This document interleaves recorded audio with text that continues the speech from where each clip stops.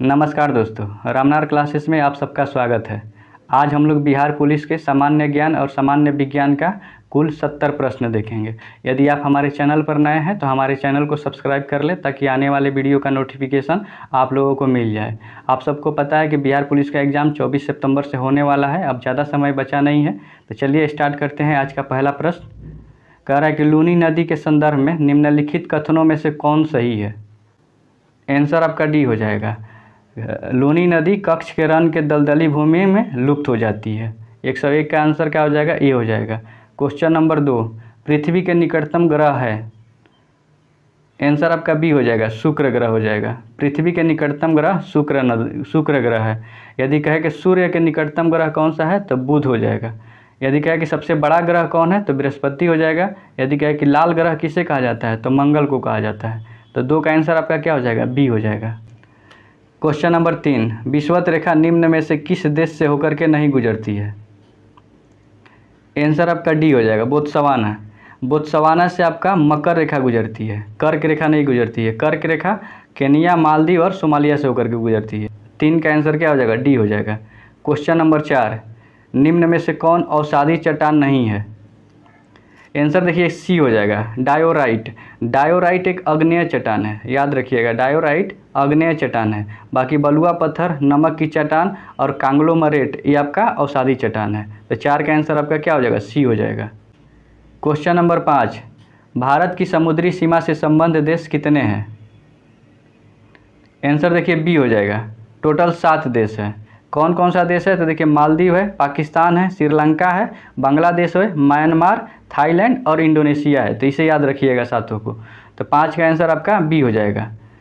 Question number 6, दक्षिणी गोलार्ध में पवन के बाईं ओर विचलन का क्या कारण है। आंसर देखिए बी हो जाएगा, पृथ्वी का घूर्णन। दक्षिणी गोलार्ध में पवन के बाईं ओर विचलन का कारण पृथ्वी का घूर्णन है। 6 का आंसर आपका बी हो जाएगा। देखिए क्वेश्चन नंबर 7, भारत में सबसे मीठे पानी का झील कौन सा है। आंसर बी हो जाएगा, बुल्लर झील। भारत में सबसे मीठे पानी का झील बुल्लर झील है, जो कि जम्मू कश्मीर में है। बैरीनाग झील जम्मू कश्मीर में है। डल झील भी जम्मू कश्मीर में है। सांभर झील राजस्थान में पड़ता है। तो 7 का आंसर आपका क्या हो जाएगा? बी हो जाएगा। क्वेश्चन नंबर 8, आचार्य विनोबा भावे के भूदान आंदोलन के प्रारंभ में निम्नलिखित स्थानों में से कौन सा एक उससे संबंध था। आंसर आपका सी हो जाएगा, पोचमपल्ली। पोचमपल्ली पहले आंध्र प्रदेश में था, परंतु आंध्र प्रदेश और तेलंगाना के बंटवारा के बाद पोचमपल्ली ये आपका तेलंगाना में पड़ता है। भूदान आंदोलन की शुरुआत 1951 में हुआ था, इसे भी याद रखिएगा। 8 का आंसर सी हो जाएगा। क्वेश्चन नंबर 9, वर्ष 2023 में 15वें पुरुष हॉकी विश्व कप का आयोजन कहाँ किया जाएगा। आंसर देखिए ए हो जाएगा, भारत में हुआ है। अभी वर्ष 2023 का जो 15वां पुरुष हॉकी विश्व कप जो हुआ है, इसका आयोजन भारत में हुआ है। यदि 15वां पुरुष हॉकी विश्व कप का विजेता के बारे में बात करें तो विजेता जर्मनी रहा है और उप विजेता बेल्जियम रहा है। ये भी याद रखिएगा कि 15वां पुरुष हॉकी विश्व कप का विजेता कौन रहा है तो जर्मनी ने बेल्जियम को हरा करके, उप विजेता बेल्जियम रहा है। तो 9 का आंसर आपका ए हो जाएगा। क्वेश्चन नंबर 10, निम्नलिखित में से कौन सा कारण या उपाय मृदा सुधार के लिए उपयुक्त नहीं है। आंसर आपका देखिए डी हो जाएगा, झूम कृषि। झूम कृषि जो है मृदा सुधार के लिए उपयुक्त नहीं है। बाकी फसल चक्र हो गया, बहुफसलीय कृषि हो गया और मिश्रित कृषि हो गया। झूम कृषि देखिए अधिकतर आपको नॉर्थ ईस्ट में देखने को मिलता है, जैसे आपका असम हो गया, नागालैंड, मणिपुर हो गया, मिजोरम हो गया। यहाँ पे झूम की कृषि ज़्यादा की जाती है, पहाड़ों के क्षेत्र में, पहाड़ी क्षेत्र में अधिकतर की जाती है। तो 10 का आंसर क्या हो जाएगा आपका? सी हो जाएगा। क्वेश्चन नंबर 11, भारत का सबसे बड़ा बंदरगाह कौन है। आंसर देखिए डी हो जाएगा, मुंबई बंदरगाह। भारत का सबसे बड़ा बंदरगाह मुंबई बंदरगाह है। क्वेश्चन नंबर 12, विक्टोरिया झील निम्नलिखित में से किस अफ्रीकी देश से अपनी सीमा साझा नहीं करती है। आंसर देखिए डी हो जाएगा, रवांडा। विक्टोरिया झील जो है ये रवांडा अफ्रीकी देश से अपनी सीमा को साझा नहीं करती है। बाकी तंजानिया, केनिया और युगांडा से अपनी सीमा साझा करती है। कहे कि नील नदी का उद्गम स्रोत कहाँ से है तो देखिए विक्टोरिया झील से। नील नदी जो है विक्टोरिया झील से निकलती है। यदि एक क्वेश्चन ये भी बहुत ही इम्पोर्टेंट है, इसे याद रखिएगा कि किस झील को डार्विन का ड्रीम पॉन्ड कहा जाता है? ये नया क्वेश्चन है। तो देखिए विक्टोरिया झील को, ठीक ना, डार्विन के ड्रीम पॉन्ड के नाम से भी जाना जाता है, इसे भी याद रखिएगा। 12 का आंसर आपका डी हो जाएगा। क्वेश्चन नंबर 13, बिहार के किस जिला को वर्मी कंपोस्ट का जनक माना जाता है? आंसर देखिए आपका ये हो जाएगा, बेगूसराय को। बेगूसराय को वर्मी कंपोस्ट का जनक माना जाता है। 13 का आंसर आपका ये हो जाएगा। क्वेश्चन नंबर 14, निम्न में से कौन सा बाघ अभयारण्य अरुणाचल प्रदेश में स्थित है? आंसर आपका ये हो जाएगा, पखुई, ठीक ना। पखुई बाघ अभयारण्य ये आपका अरुणाचल प्रदेश में पड़ता है। डम्फा बाघ अभयारण्य ये आपका मिजोरम में पड़ता है। औरंग बाघ अभयारण्य आपका असम में पड़ेगा, और इंद्रावती बाघ अभयारण्य आपका छत्तीसगढ़ में पड़ता है। तो इस सभी भी याद रखिएगा। 14 का आंसर आपका ये हो जाएगा। क्वेश्चन नंबर 15, जैन धर्म के बारे में असत्य कथन क्या है?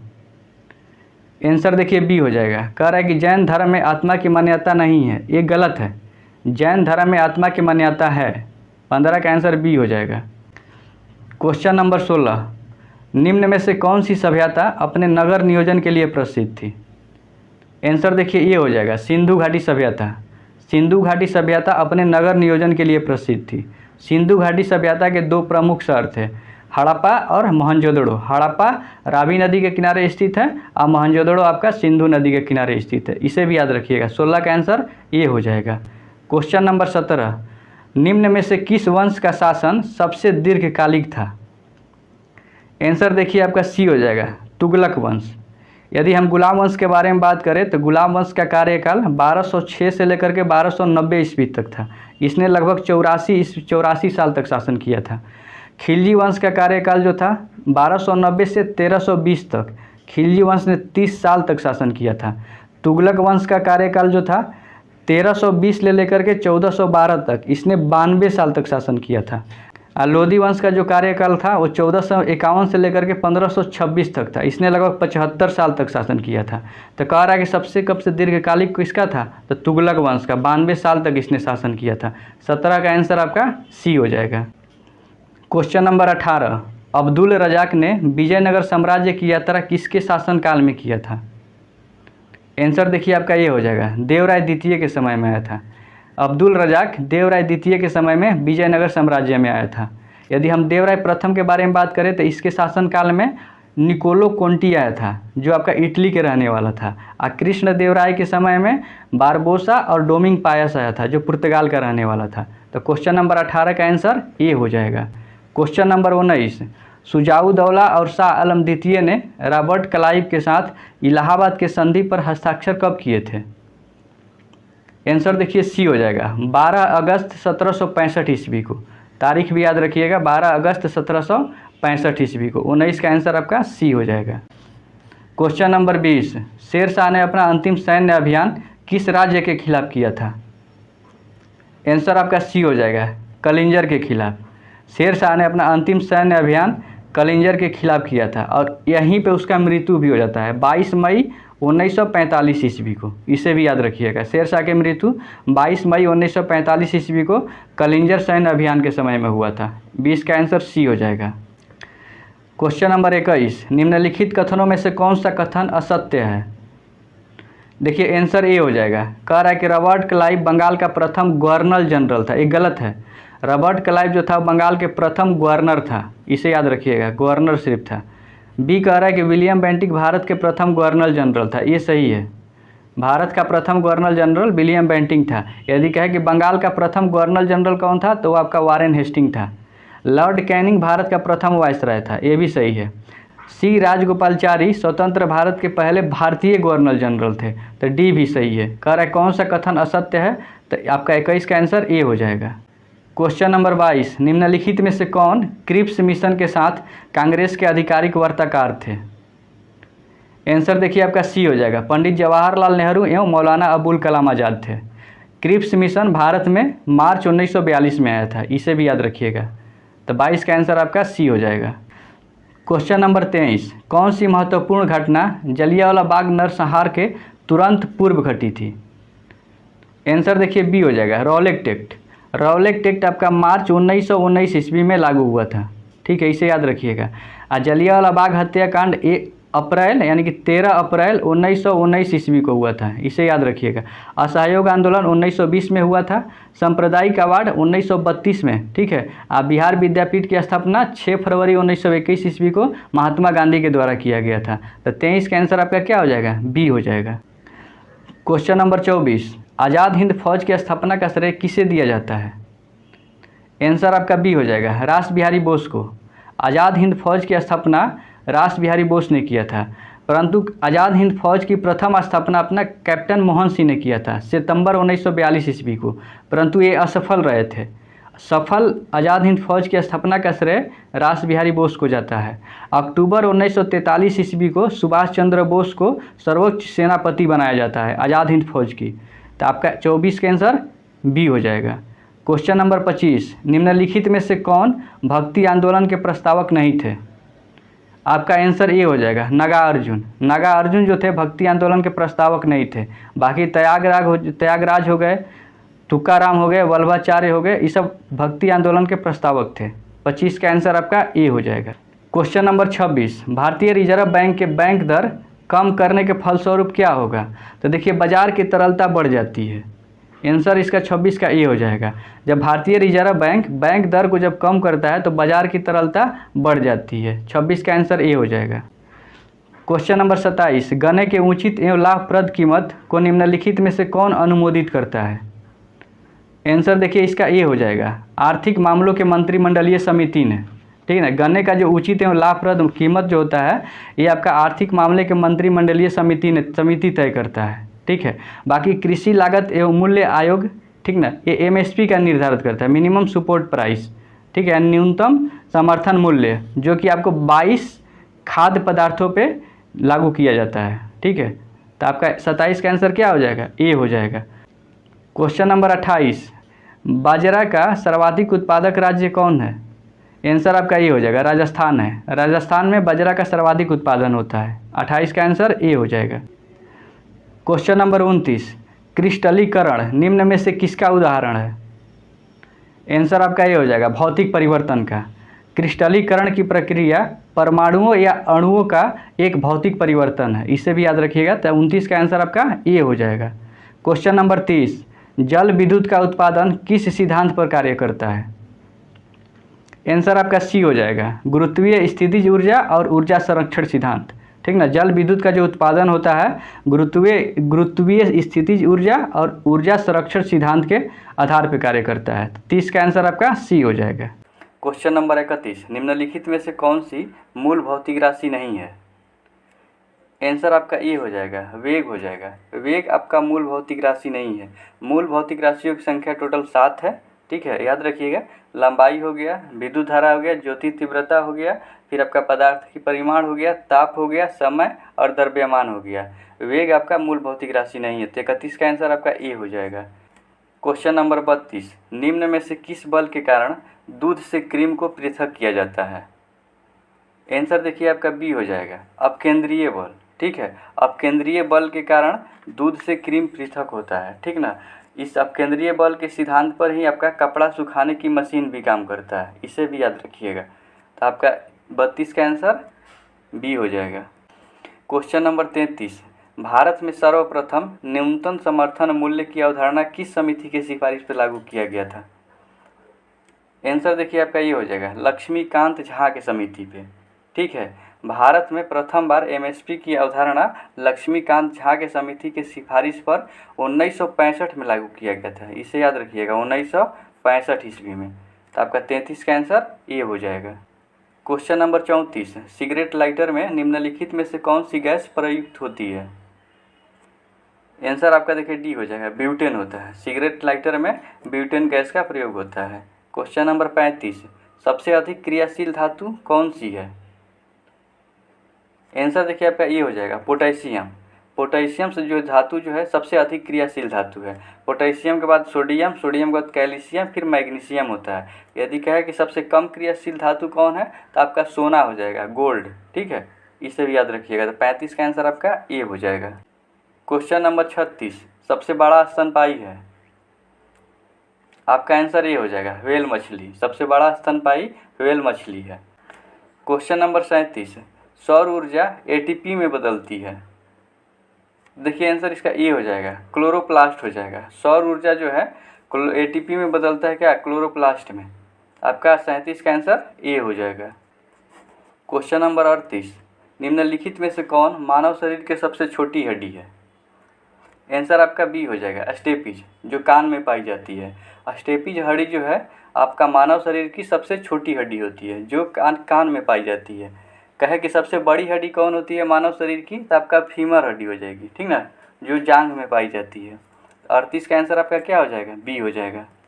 क्वेश्चन नंबर 39, निम्न में से कौन लसिका का कार्य है? आंसर आपका डी हो जाएगा, उपयुक्त सभी। ये कह रहा है कि लसिका में उपस्थित लिम्फोसाइट हानिकारक जीवाणुओं को भक्षण करके रोगों की रोकथाम में सहायक होता है। ये सही है। लसिका लिम्फोसाइट का निर्माण करती है, बी भी सही है। लसिका घाव भरने में सहायता करती है, सी भी सही है। तो 39 का आंसर आपका डी हो जाएगा। क्वेश्चन नंबर 40, निम्न में से सबसे मीठी चीनी है? आंसर आपका ए हो जाएगा, फ्रुक्टोज हो जाएगा। फ्रुक्टोज जो है सबसे मीठी चीनी है। फ्रुक्टोज जो है आपका सुक्रोज का, यानी जो सामान्य चीनी होता है उसका लगभग 1/7 गुना होता है। जैसे मान लीजिए सुक्रोज का यदि मिठास यानी चीनी का मिठास का वैल्यू 10 है, तो आपका फ्रुक्टोज का कितना हो जाएगा? अगर इसको मल्टीप्लाई करिएगा तो लगभग 17 हो जाएगा, ठीक है। तो आप इसी से अनुमान लगा लीजिए कहाँ ये 10 और कहाँ ये 17 वैल्यू इसका है। तो सबसे मीठी चीनी कौन सा हो जाएगा? फ्रुक्टोज हो जाएगा। 40 का आंसर ए हो जाएगा। क्वेश्चन नंबर 41, जब हम अपने बिजली बिल का भुगतान करते हैं तो हम किसके लिए भुगतान करते हैं? आंसर देखिए डी हो जाएगा, उपयोग हुए ऊर्जा यानी कि एनर्जी के लिए। एनर्जी जो होता है आपका किलोवाट आवर में, ठीक ना। हम लोग किसका भुगतान करते हैं? तो किलोवाट आवर का। जो एनर्जी का जो यूनिट होता है वो किलोवाट आवर होता है। इसे भी याद रखिएगा कि एनर्जी का यूनिट किलोवाट आवर होता है। 41 का आंसर आपका डी हो जाएगा। क्वेश्चन नंबर 42, मादा युग्मक को क्या कहते हैं? आंसर देखिए बी हो जाएगा, मादा युग्मक को अंडाणु कहते हैं, और वही कहे नर युग्मक को तो शुक्राणु कहते हैं, ठीक है ना। तो आपका कह रहा है कि मादा युग्मक को, तो आंसर आपका 42 का क्या हो जाएगा? बी हो जाएगा। क्वेश्चन नंबर 43, वर्षा की मात्रा निर्भर करती है? आंसर देखिए बी हो जाएगा, वायुमंडल में नमी पर। वर्षा की मात्रा वायुमंडल में नमी के ऊपर डिपेंड करती है। 43 का आंसर बी हो जाएगा। क्वेश्चन नंबर 44, यूएनईपी का मुख्यालय अवस्थित है? आंसर देखिए आपका बी हो जाएगा, नैरोबी में, केनिया के नैरोबी में स्थित है। यूएनईपी का फुल फॉर्म होता है यूनाइटेड नेशन इन्वायरमेंट प्रोग्राम, यानी कि संयुक्त राष्ट्र पर्यावरण प्रोग्राम होता है, जिसका मुख्यालय नैरोबी में है। यूएनईपी की स्थापना 1972 में हुआ था, इसे भी याद रखिएगा आप लोग। तो 44 का आंसर आपका बी हो जाएगा। क्वेश्चन नंबर 45, भारत के संविधान के उद्देशिका में निम्न शब्दावली जिसे अनुक्रम में दी गई है वह है? आंसर देखिए आपका ये ए हो जाएगा, संपूर्ण प्रभुत्व संपन्न समाजवादी पंथ निरपेक्ष लोकतंत्रात्मक गणराज्य हो जाएगा। 45 का आंसर आपका ए हो जाएगा। क्वेश्चन नंबर 46, भारत में फ्रांसीसियों ने अपनी सबसे पहली कारखाना निम्न स्थानों में से कहाँ लगाया था? आंसर देखिए आपका ए हो जाएगा, सूरत में लगाया था। फ्रांसीसियों ने अपना सबसे पहले कारखाना सूरत में 1668 ईस्वी में लगाया था, ठीक ना। 1668 ईस्वी में फ्रैंक कैरो के द्वारा लगाया गया था। किसके द्वारा? फ्रांसीसी कारखाना जो लगाया गया था आपका फ्रैंक कैरो के द्वारा 1668 ईस्वी में। तो 46 का आंसर आपका ए हो जाएगा। क्वेश्चन नंबर 47, निम्न में से कौन एक स्थानीय सरकार का कार्य नहीं है? आंसर देखिए डी हो जाएगा, सार्वजनिक व्यवस्था बनाए रखने ये स्थानीय सरकार का कार्य नहीं है। बाकी लोक स्वास्थ्य, सफाई, फिर आपका सार्वजनिक उपयोग की सेवाएं ये स्थानीय सरकार का कार्य है। बाकी सार्वजनिक व्यवस्था बनाए रखना ये आपका स्थानीय सरकार का कार्य नहीं है। 47 का आंसर आपका डी हो जाएगा। क्वेश्चन नंबर 48, निम्नलिखित में से कौन निर्धारित करता है कि कोई विधेयक धन विधेयक है? आंसर आपका सी हो जाएगा, लोकसभा अध्यक्ष, ठीक ना। अनुच्छेद 110(3) के तहत, ठीक है, अनुच्छेद 110(3) के तहत कोई विधेयक धन विधेयक है या नहीं, इसका सत्यापन लोकसभा के अध्यक्ष के द्वारा किया जाता है और इसका निर्णय अंतिम होता है, इसे याद रखिएगा। तो 48 का आंसर आपका क्या हो जाएगा? सी हो जाएगा। क्वेश्चन नंबर 49, वित्तीय आपात कितने समय के लिए लागू की जा सकती है? देखिए इसका आंसर आपका डी हो जाएगा, कोई अधिकतम अवधि नहीं है, ठीक ना। यदि हम बात करें कि पहले चरण की जब राष्ट्रपति उद्घोषणा करते हैं तो 2 माह तक परिवर्तन में रहता है, ठीक ना, 2 माह तक। यदि संसद के दोनों सदनों के संकल्प द्वारा इसे अनुमोदित हो जाता है तो ये अनिश्चित काल तक बनी रह सकती है, जब तक कि उसे वापस नहीं लिया जाए। तो आपका 49 का आंसर डी हो जाएगा। क्वेश्चन नंबर 50, भारत के महान्यायवादी के संबंध में निम्नलिखित में से कौन सा कथन सही नहीं है? आंसर आपका देखिए बी हो जाएगा, कह रहा है वो केंद्रीय कैबिनेट के सदस्य होता है, नहीं, वो ये गलत है स्टेटमेंट। भारत ये कह रहा है कि संविधान के अनुच्छेद 76 में महान्यायवादी का वर्णन है, ये सही है। वह राष्ट्रपति के प्रसाद प्रयत्न पद धारण करता है, सी भी सही है। वह लोकसभा के किसी समिति के सदस्य हो सकता है, डी भी सही है। तो 50 का आंसर आपका क्या हो जाएगा? बी हो जाएगा। क्वेश्चन नंबर 51, नगर निगम का अध्यक्ष कौन होता है? आंसर देखिए आपका सी हो जाएगा, महापौर होता है। नगर निगम का अध्यक्ष महापौर होता है। 51 का आंसर सी हो जाएगा। क्वेश्चन नंबर 52, निम्नलिखित राज्यों को उनके गठन के वर्ष के आधार पर बढ़ते क्रम में सजाएं। आंसर आपका देखिए ए हो जाएगा, 1 2 3 4 5 हो जाएगा। नागालैंड की स्थापना देखिए 1963 में होता है। हिमाचल प्रदेश का स्थापना 1971 में होता है।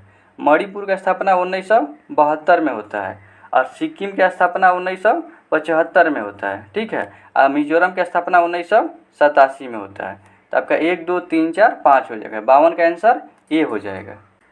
क्वेश्चन नंबर 53, नीति आयोग द्वारा जारी बहुआयामी गरीबी सूचकांक 2021 के अनुसार बिहार के कितनी प्रतिशत जनसंख्या गरीब है? आंसर देखिए आपका ए हो जाएगा, 51.91%, ठीक है ना। नीति आयोग द्वारा पहली बार, ठीक ना, ये पहला मतलब रिपोर्ट है नीति आयोग का बहुआयामी गरीबी सूचकांक जो 2021 में जारी किया गया था। इसके अनुसार बिहार में लगभग 51.91% जनसंख्या गरीब है, ठीक है। तो आपका 53 का आंसर क्या हो जाएगा? ए हो जाएगा। क्वेश्चन नंबर 54, कह रहा है कि निम्नलिखित में से किस वीटो शक्ति का प्रयोग भारत के राष्ट्रपति द्वारा नहीं किया जाता है? आंसर देखिए सी है, विशेषित वीटो का प्रयोग भारत के राष्ट्रपति के द्वारा नहीं किया जा सकता है, ठीक है। बाकी निलंबनकारी वीटो, पॉकेट वीटो और अत्यधिक वीटो का प्रयोग राष्ट्रपति कर सकते हैं। तो आपका 54 का आंसर सी हो जाएगा। क्वेश्चन नंबर 55, भारत के राष्ट्रपति के निर्वाचन प्रक्रिया में संशोधन करने के लिए संबंधित विधेयक को पारित किया जाना चाहिए। आंसर आपका देखिए डी हो जाएगा, संसद के दोनों सदनों के 2/3 बहुमत से तथा साथ ही साथ आधे से अधिक राज्यों को अनुमोदन से, ठीक ना। 55 का आंसर आपका डी हो जाएगा। क्वेश्चन नंबर 56, एजरा कप किस खेल से संबंधित है? आंसर आपका ए हो जाएगा, पोलो से संबंधित है। एजरा कप जो है ये पोलो से संबंधित है। क्वेश्चन नंबर 57, निम्नलिखित में से कौन भारत के प्रथम मुख्य न्यायाधीश थे? आपका आंसर क्या हो जाएगा? ए हो जाएगा, हीरालाल जे केनिया थे। हीरालाल जे कानिया भारत के प्रथम मुख्य न्यायाधीश थे। सुकुमार सेन भारत के प्रथम मुख्य चुनाव आयुक्त थे, ठीक है। गणेश वासुदेव मावलंकर ये भारत के प्रथम लोकसभा के अध्यक्ष थे। नगेंद्र सिंह जो है आपका, डॉक्टर नगेंद्र सिंह, ये आपका अंतर्राष्ट्रीय न्यायालय में अध्यक्ष बनने वाले प्रथम भारतीय थे। तो 57 का आंसर क्या हो जाएगा? ए हो जाएगा। क्वेश्चन नंबर 58, रिहंद जल विद्युत परियोजना से देश के किन राज्यों को लाभ मिलता है? आंसर आपका देखिए सी हो जाएगा, उत्तर प्रदेश और मध्य प्रदेश, ठीक ना। रिहंद जल विद्युत परियोजना जो रिहंद नदी पर बनाया गया है, ठीक ना, इससे देश के उत्तर प्रदेश और मध्य प्रदेश राज्यों को लाभ मिलता है। 58 का आंसर आपका सी हो जाएगा। क्वेश्चन नंबर 59, विश्व के सबसे लंबी हाईवे टनल किस देश में स्थित है? तो देखिए आंसर आपका डी हो जाएगा, भारत में स्थित है। विश्व का सबसे लंबा हाईवे टनल भारत में स्थित है, ठीक ना, भारत के हिमाचल प्रदेश राज्य में, जिसका नाम है अटल टनल, ठीक ना, अटल टनल, जिसके लेंथ है 9.02 किलोमीटर। तो 59 का आंसर क्या हो जाएगा? आपका डी हो जाएगा।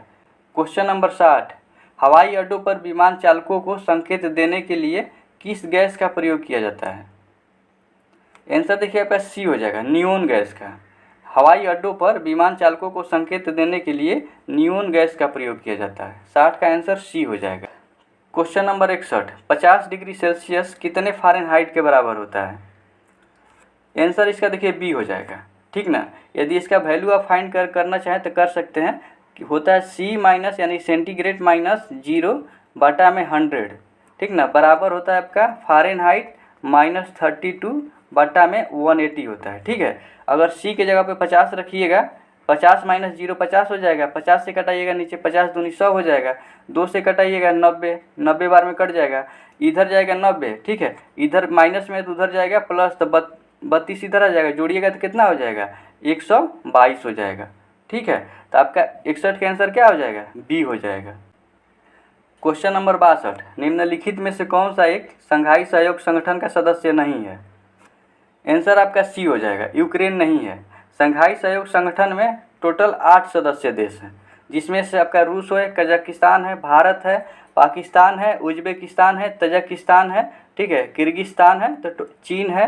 टोटल मतलब 8 सदस्य है, इसे याद रखिएगा। 62 का आंसर आपका सी हो जाएगा।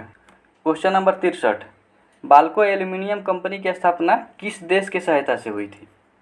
आंसर आपका बी हो जाएगा, सोवियत संघ की सहायता से। ठीक ना, जिसकी स्थापना 1965 में की गई थी। ठीक है ना, 1965 में बाल्को एल्यूमिनियम कंपनी की स्थापना 1965 ईस्वी में सोवियत संघ की सहायता से की गई थी, तो इसे याद रखिएगा। 63 का आंसर बी हो जाएगा। क्वेश्चन नंबर 64, फीफा अंडर 17 महिला विश्व कप का आयोजन 2022 में किस देश में किया जाएगा। आंसर देखिए ये हो जाएगा, भारत में हुआ है। फीफा अंडर 17 महिला विश्व कप का आयोजन 2022 में भारत में किया गया है। विजेता टीम आपका स्पेन रही है। ठीक है, उप विजेता कोलंबिया रही है, तो याद रखिएगा विजेता यानी फीफा अंडर 17 महिला विश्व कप का विजेता जो स्पेन रहा है और उप विजेता कोलंबिया रहा है। 64 का आंसर आपका ए हो जाएगा। क्वेश्चन नंबर 65, वर्ष 2021 के लिए 57वां ज्ञानपीठ पुरस्कार दामोदर मौजो को किस भाषा के लिए दिया गया है। आंसर देखिए सी हो जाएगा, कोंकणी भाषा के लिए दिया गया है। ठीक है ना, तो याद रखिएगा 65 का आंसर सी हो जाएगा। क्वेश्चन नंबर 66, भारत सरकार ने किस वर्ष दूसरे पिछड़ा वर्ग आयोग का गठन किया था। आंसर देखिए आपका डी हो जाएगा, 1979 में। ठीक ना, 1969 में भारत सरकार ने दूसरे पिछड़ा वर्ग आयोग का गठन बीपी मंडल के अध्यक्षता में की थी। ठीक ना, जिसका अध्यक्ष कौन थे, बीपी मंडल थे, बिंदेश्वरी प्रसाद मंडल। ठीक ना, यदि कहे कि पहला पिछड़ा वर्ग आयोग का गठन कब किया गया था, तो आपका 1953 में किया गया था पहला। ठीक ना, जिसका अध्यक्ष काका साहेब कालेलकर थे, तो इसे भी याद रखिएगा। 66 का आंसर आपका डी हो जाएगा। क्वेश्चन नंबर 67, स्वामी दयानंद सरस्वती द्वारा आर्य समाज की स्थापना किस वर्ष की गई थी। आंसर आपका ये हो जाएगा 1875 ईस्वी में। ठीक है, आर्य समाज की स्थापना 1875 ईस्वी में स्वामी दयानंद सरस्वती के द्वारा किया गया था। स्वामी दयानंद सरस्वती की एक बहुत ही प्रसिद्ध बुक है जिसका नाम है सत्यार्थ प्रकाश। याद रखिएगा, ये भी सत्यार्थ प्रकाश किसकी पुस्तक है, तो स्वामी दयानंद सरस्वती की। तो 67 की आंसर आपका ए हो जाएगा। क्वेश्चन नंबर 68, निम्नलिखित में से कौन जायद की फसल है। आंसर आपका देखिए बी हो जाएगा। जायद की फसल ककड़ी या खीरा, तरबूज, खरबूज, खीरा, ये सब कपास हो गया, ये सब सारे के सारे आपका जायद की फसल के अंतर्गत आती है। तो 68 का आपका आंसर बी हो जाएगा। क्वेश्चन नंबर 69, वर्तमान में भारत के मुख्य चुनाव आयुक्त कौन है। आंसर देखिए आपका सी हो जाएगा, राजीव कुमार है। वर्तमान में भारत के मुख्य चुनाव आयुक्त राजीव कुमार हैं। ये 25वें नंबर के हैं, ये भी याद रखिएगा। तो 59 का आंसर आपका सी हो जाएगा। मनोज पांडे आपका थल सेना के अध्यक्ष हैं।